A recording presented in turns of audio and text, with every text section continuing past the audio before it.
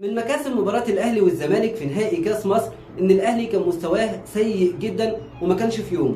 هتقول لي إيه يا عامل المكسب في كده إن الأهلي يكون مستواه مش كويس وإن إحنا ما شفناش الأهلي اللي إحنا بنحب نتفرج عليه بيقدم كرة جميلة وممتعة؟ أقول لك المكسب في كده إن أنت حتى وأنت مستواك سيء ما دام خدت حقك تحكيميا في الملعب تقدر تكسب أي فريق، تقدر تكسب أي حد، حتى لو الفريق ده الزمالك، حتى لو الفريق ده في أفضل مستوى ليه الفترة الأخيرة تقدر تكسب أي فريق. ادي الاهلي حقه تحكيميا، ادي الاهلي حقه في الملعب وهو يكسب اي حد. لو رجعت دوري 2021 ودوري 2022 اللي الزمالك فاز بيهم وشفت كام كوره كان فيها شك زي الكوره اللي اتحسبت تسلل او اتحسبت هدف للاهلي امبارح، هتلاقي ان كام كوره كانت في الدوري ده زي كوره بيرسي تاو على سبيل المثال بتكون الكوره هدف صحيح والقرار فيها بيكون ضد الاهلي. اي كوره كان بيكون فيها شك كان القرار فيها بيكون ضد الاهلي، والحكام كان عندها مبرر للكلام ده ان الاهلي مستواه سيء فالجمهور هيزوم على الاداره، هيزوم على اللعيبه، لكن مش هيتكلم عن التحكيم وهيتكلم على ان مستوى اللعيبه مش كويس وان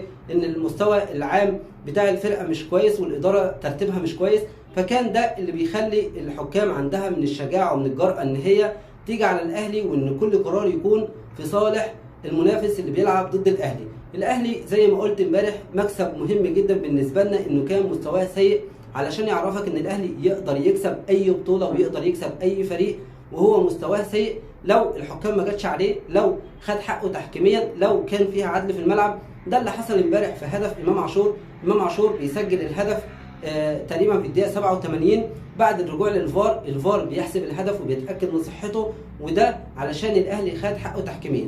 ادي الاهلي العدل، ادي الاهلي اي قرار اللي يكون في صالحه ما تحسبوش عليه. ما تجيش على الاهلي حتى لو مستواه سيء وانت تلاقي الاهلي بيقدم افضل ما عنده من نتائج وهيجي الاداء بعد كده. لكن المشكله كانت في تكتيف الحكام للاهلي، كانوا بيخسروه نقاط في ظل المستوى السيء فبيخسر نقاط، اللعيبه بتفقد الثقه، بيكون في ضغط اكتر من الجمهور، بيكون في ضغط اكتر في المباريات، فالاهلي بيخسر الدوري. ده اللي حصل. ادي الاهلي بقول تاني حقه تحكيميا داخل الملعب حتى لو هو مستواه سيء، مالكش دعوه هو بيقدم ايه في الملعب، اديله حقه. ليه ضربه جزاء احسبها، ليه هدف صحيح احسبه، عليه هدف صحيح احسبه كده، لكن ما تجيش على الاهلي بحجه ان مستوى الاهلي وحش.